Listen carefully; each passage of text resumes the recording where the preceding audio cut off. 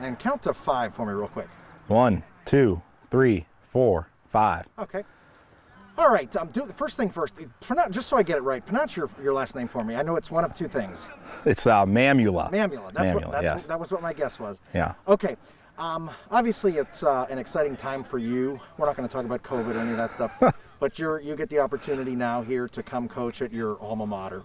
What's your level of excitement, as you embark on an odd season, but to be back here to coach this program that's so special to you? What's it mean to you? I mean, honestly, it was never a dream of mine to be a head coach. That was never kind of my role or my desire. I always kind of like to be the guy behind the scenes, just kind of helping out where needed. But when this job opened up, I just kind of felt a calling to it, and being here with the kids and back at my old school with some of the old teachers there. Mr. Hines was my principal. He was my basketball coach, and he's a principal now. It's great to be back. It feels great being out on the field. Quarantine was a little rough, but once we started practices kind of, June 22nd, once they kind of really let us open things up a little bit, it felt great. I mean, it feels like I never left. I feel like a kid in high school in my senior year. That's how much excitement I have. So I'm really enjoying every minute of it. And you do have a lot coming back. It's not like the cupboard is bare when you come back here. This is a team that had, a fair share of success, just missed out on the playoffs last year, and it's sort of a youth movement, but that tasted some success last year. Can you talk about, this youth movement and all that success they had kind of helping them, and they can kind of ride that momentum into this year, your first year here as a head coach? Well, first, you got to credit Coach Velasquez, who was here last year. I mean, he put some things in place. He built on success every year, and as a head coach, that's what you want to see. So I was actually a little sad to see him go, just watching from afar from Poland, but he left, and that kind of created an opportunity for me, and I'm not going to, he did a lot of good things here. He kind of stacked the cupboard. The lower level programs have some interest. We have the numbers to have a JV team, and the kids we have, especially that sophomore and freshman class, they're used to winning. And that's something that we haven't had here in a long time, probably since, my class came through in 2003 when we graduated. We were used to winning all the way up through Pee-wees, through junior high, through high. We were used to winning. And these kids have that. They expect to win. And that's something that's hard to teach. When you don't win for a while, it's kind of hard to teach that you should expect to win. And in this class, especially this lower class, they have that. And, these seniors and juniors that have stuck it out, they got to see that success last year. They were a game away from the playoffs. That last week, they could have went their way, and they would have been in week 11. So it's good to have some expectations here. We're not coming in where we're trying to rebuild from the ground up. There's a base in place. We just got to kind of put the finishing touches on it. And you have a quarterback that's young, that's kind of growing into the position, a little bit raw, kind of did some good things and kind of now continuing to grow and develop. Talk about the luxury of having a young, talented quarterback back that has some experience under his belt. Got some as a very young freshman, so that doesn't always happen. No, it doesn't. I know it. Trust me. I know that I've kind of backed my way into some lucky situations in my life, and this is just another case of that where, it's a kid that has 5 games experience, and in his 5 games, he did a lot of good things.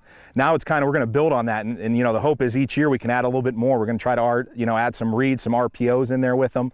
Our offensive coordinator, Coach Vrabel, had some success at Valley Christian, and he's working with them every day, and it's the amount of improvement every day. I mean, he picks up things quick. It's not that you have to go over it over and over again. It's you tell him once, you teach him once, and then he's repping it in practice. So, the sky's the limit with him. And as a sophomore with kind of his size, his intangibles, it makes my job a lot easier. I'll tell you that much.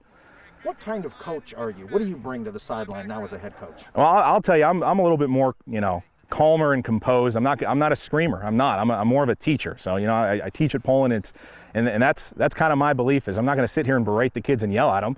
I'm going to explain what they did wrong. I'm going to teach them the right way, and my expectation is that they'll meet it. And if they can't, then we're going to find another kid that can. That's kind of my mentality is it's always next man up. And at a school this size, you don't have as many kids, but at the same point, it's, if you're going to do things the right way, you'll be in there. If not, we're going to find someone that will. And at the same point, we may have to adjust the way we teach it. There may be things that our kids can't do. I'm fully aware that I'm not going to have a 270 plus pound line like Poland has, that we're going to make some adjustments and we're going to fit the scheme to the players. What are your realistic expectations for what this group that had so much success last year will be able to do, provided a season is played? Well, Coach V kind of put me in a difficult spot where anything less than a winning record in a playoff appearance is looked at as a failure here. And the parents and the players have expectations, and I have those expectations. I mean, that's our goal. Our goal is to make the playoffs, play in week 11.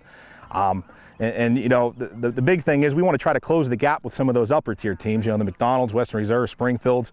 they're kind of in a league of their own, and then it's everybody else. So, you know, we want to make sure that we're the top of that bottom tier, but we want to start competing with those big boys. And I think, you know, we have the talent that, you know, whether it's this year, next year, that we have the talent in place that we can do that.